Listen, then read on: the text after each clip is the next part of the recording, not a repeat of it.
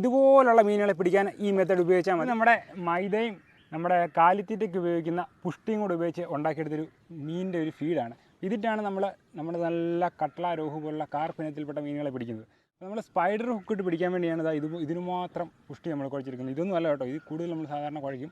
അപ്പോൾ നമുക്ക് എന്തായാലും നോക്കാം. നമ്മൾ കാസ്റ്റ് ചെയ്തിട്ടിരിക്കുകയാണ്, മീൻ അടിക്കാൻ വേണ്ടി വെയിറ്റ് ചെയ്യണം. അപ്പോൾ നമ്മൾ ആ സ്പൈഡർ ഹുക്ക് ഉപയോഗിക്കുന്ന അങ്ങനെ ഒന്ന് കാണണ്ടേ, നമുക്ക് എന്തായാലും ഒന്ന് കാണാം. അതുപോലെ കിട്ടി മീനും ഉണ്ട്, ആ മീനും കൂടെ ഒന്ന് കാണിച്ചു തരാം. അപ്പോൾ ഇതിൻ്റെ ഫുൾ വീഡിയോ നമ്മുടെ യൂട്യൂബ് ചാനലിൽ വരുന്നതായിരിക്കും. ഈ കാണുന്ന ഐറ്റമാണ് കേട്ടോ നമ്മുടെ സ്പൈഡർ ഹുക്ക് എന്ന് പറയുന്ന ഐറ്റം.